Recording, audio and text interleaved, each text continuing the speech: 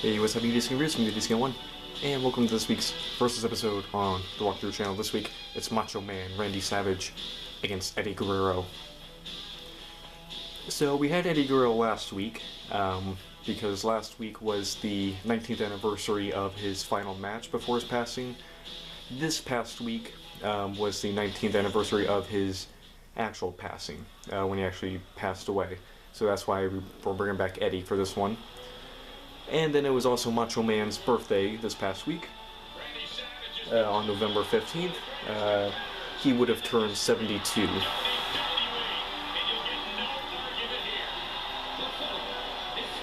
So that's the explanation for this matchup.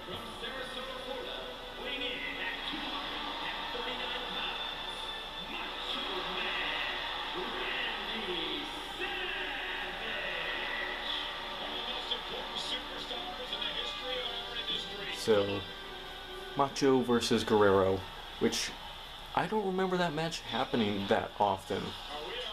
Like, even in WCW, I don't remember Macho Man mixing it up with the Cruiserweights that often.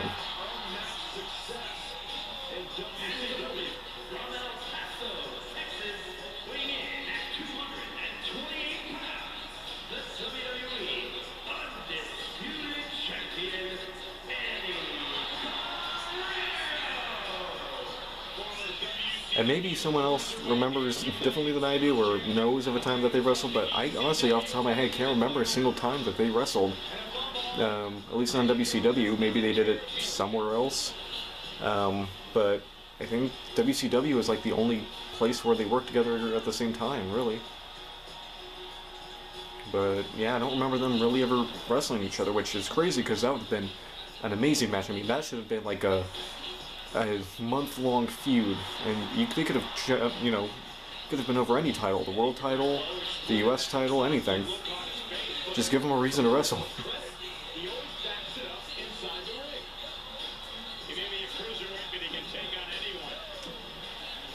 Alright, let's get on to Raw and SmackDown for this week. So the first match on Raw this week saw Io Sky, Kairi Sane, and the returning Dakota Kai beat Sonya Deville, Shayna Baszler, and Zoe Stark. It was Dakota Kai's first match back in, I feel like, several months. She's been kind of off and on for the past couple years, I feel like.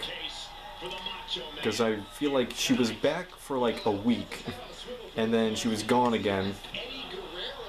It was like, she was gone for several months at a time, she would return for a week or two, and then seemingly get injured again, or something would come up.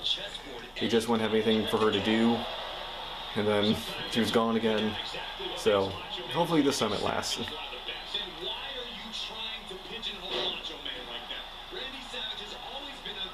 The next match of the night saw Kofi Kingston face Pete Dunne. Xavier Woods attacked Pete during the match. This then led to a confrontation between Kofi and Woods. This distraction allowed Pete Dunne to get the win over Kofi Kingston. So once again, we're getting more pieces of dissension, or more instances of dissension in the New Day. And it's just one of those things where you wonder when they're going to pull the trigger on it, and either have them split and, fight each other, or,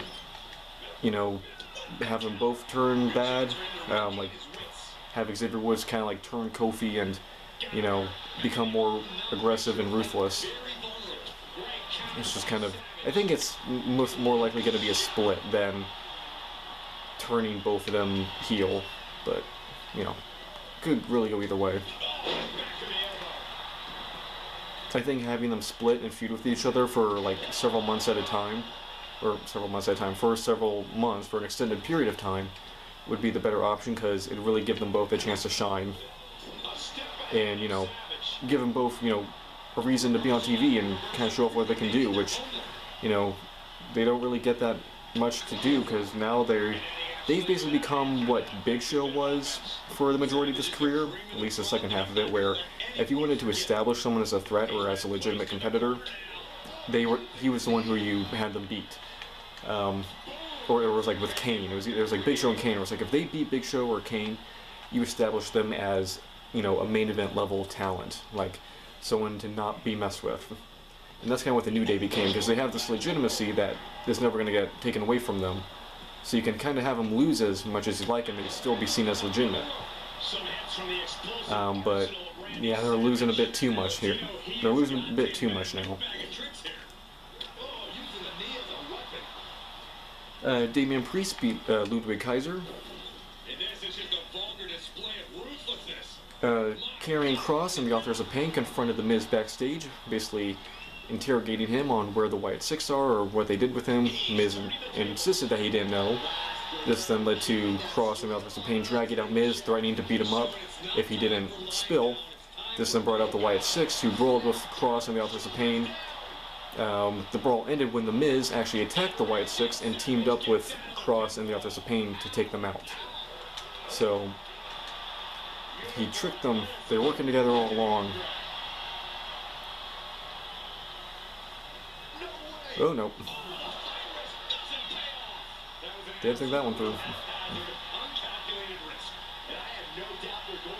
So yeah, that's like the next progression on this story. Miz is now seemingly officially working with Kross in order to take out the Wyatt Six. Why can't they do a War Games match? That should be fun. I was like, yeah, the Bloodline War Games match will be fun, but that could be fun too.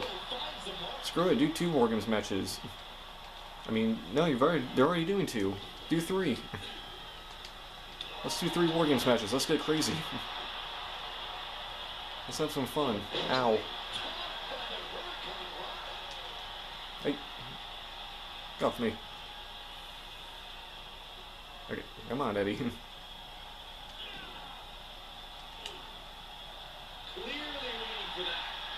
Oop, okay. My turn.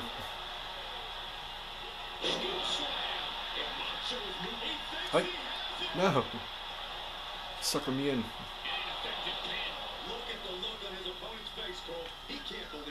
Ooh, big wind up. Moving on with Raw. Bianca Belair and Jade Cargill faced Liv Morgan and Raquel Rodriguez for the women's tag team titles. Nia Jax and Tiffany Stratton ran down in order to help Liv Morgan and Raquel Rodriguez, but they weren't successful. Naomi then ran down to interfere on behalf of the champions. And in the end, Bianca Belair and Jade were able to beat Liv Morgan and Raquel Rodriguez to retain the women's tag titles. Afterwards, all 6 women got into a brawl. Or not all 6, all 7. Yes, there were 7 of them. Which then led to Io Sky running out and helping out Bianca, Jade, and Naomi. So there's your women's War Games match right there. Just get 1 more person for each team, and that could be a fun match too.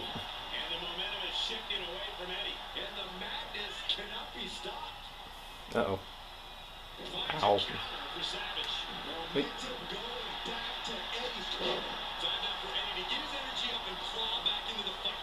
Moving on to SmackDown, the first match of the night was the first match of the tournament to crown the first Women's United States Champion, which saw Bayley beat B-Fab and Candice LeRae in order to advance in the tournament.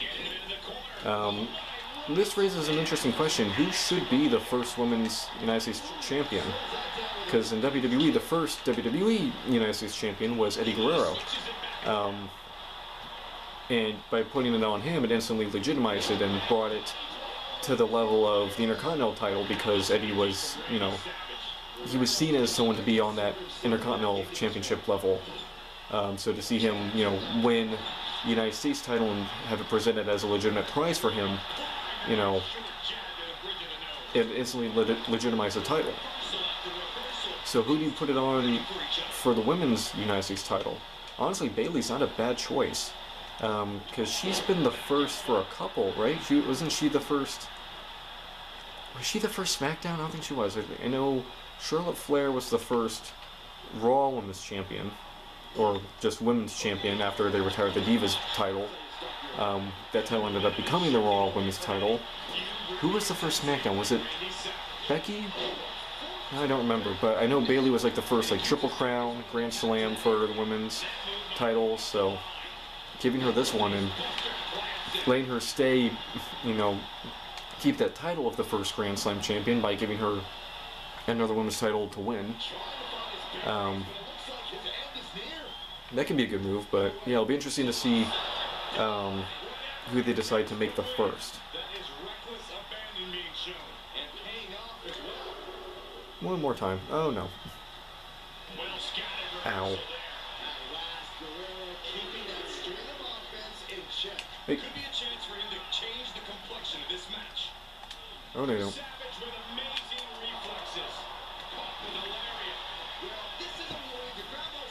Oh no. I.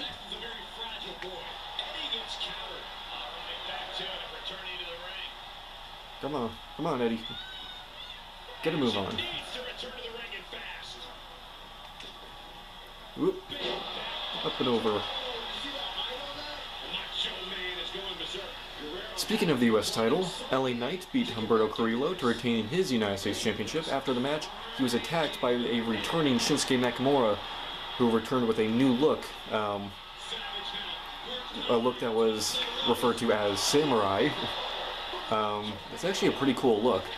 I don't see it being very functional though, because he's wearing a very baggy robe. It looks like Anakin in Revenge of the Sith. It looks very much inspired by that kind of look. But yeah, I don't see him. I see that robe causing problems in the future.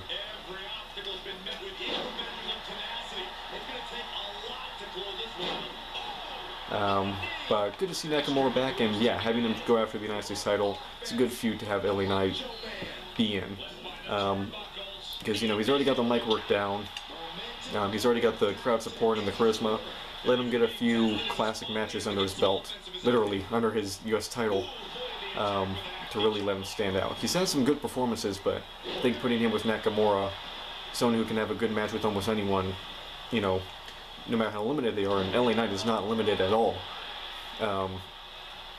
So this will really be a good way of showing, you know, letting LA Knight show the best of his in-ring ability, get the most out of it.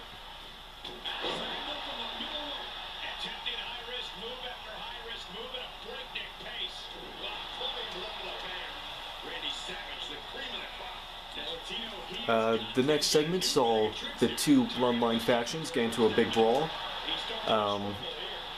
It seemed that the OG Bloodline was going to end up standing tall until Bronson Reed came out and attacked Roman Reigns and helped Solo Sikoa and the new Bloodline take out the OG Bloodline. So we found our fifth member for the new Bloodline's War Games team. So now we can only assume that the fifth man for the OG Bloodline is going to be Seth Rollins, as he's already been feuding with Bronson Reed for the past few weeks. So I guess the mystery or the surprise is out now. I mean, once you got Bronson Reed involved in this, there's no other option for it to be anyone other than Seth Rollins.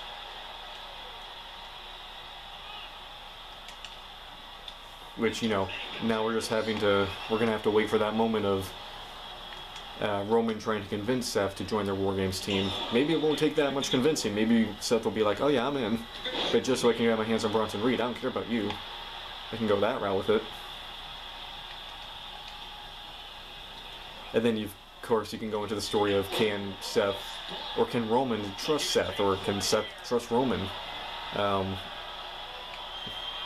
I don't know, maybe you have that play into the finish of the match. I don't know, I'm just throwing ideas out. The Motor City Machine Guns faced the Street Profits in a tag team title match.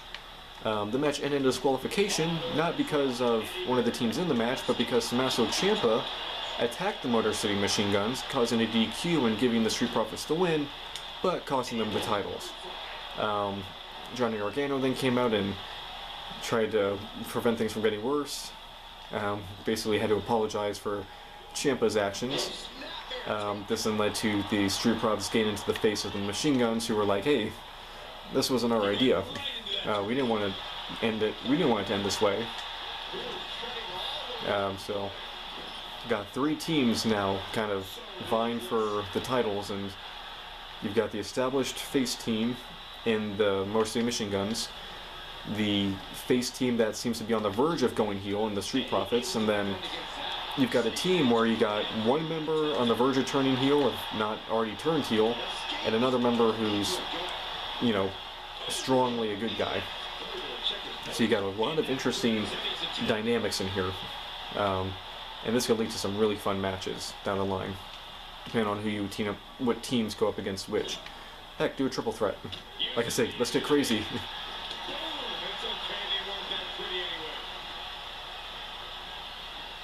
In the main event of the night saw Nia Jax defend her women's title against Naomi. A lot of interference in this match with Tiffany Stratton coming down. Bayley then came down and took out Tiffany Stratton. Then Candice LeRae came down and took out Bayley. This distraction allowed Nia Jax to hit a Samoan drop off the top rope on Naomi to retain, well, then hitting the Annihilator afterwards in order to retain her women's title. It was a really good match, actually. The crowd was really into it. A lot more into the match than, you know, they were into Nia's matches a few years ago. It seems that the crowd is really behind Nia now, and, you know, of course they've always been behind Naomi. Yeah, they're a lot more responsive to Nia now, which is nice to see. But that wasn't the end of the show. The end of the show was a backstage segment which saw Roman Reigns in his locker room staring down at his phone before making a call to the wise man, Paul Heyman. When he said wise man, the pop from the crowd was as big as any pop of the night. It was crazy. Just the power that the word wise man has when Reigns says it. It was kind of interesting, though, because it held on this moment, and then we hear that the call doesn't go through. So Reigns, you know, is attempting to call Paul Heyman, but he's not able to get through to him. So now there's this mystery of why can't he get through to him. And they hold on this for a second of, you know, Roman's reaction to the call not going through. They hold on it for a while, so we'll see how significant that becomes in the future, if it's something as simple as Paul Heyman blocked Roman Reigns, or if there's something a bit bigger going on here. But anyway, that does it for me. Hope you guys enjoyed this video. Make sure to like, comment, and subscribe, and make me visit the time. Stay tuned for next week's Versus, and next week where we continue our Batman Arkham Knight walkthrough. Hope you guys enjoyed this video. Let me know in the comments below what you guys thought of Raw and SmackDown this past week, and what are your predictions for Survivor Series? Do you think it's pretty certain and set in stone that Seth Rollins is going to join the OG bloodline? Are you thinking there's going to be a triple threat, a surprise return? Think Paul Heyman will show up? I don't know, we'll have to see. But anyway, hope you guys enjoyed. Guy01 and the Macho Man, Randy Savage, signing out. Bye, guys.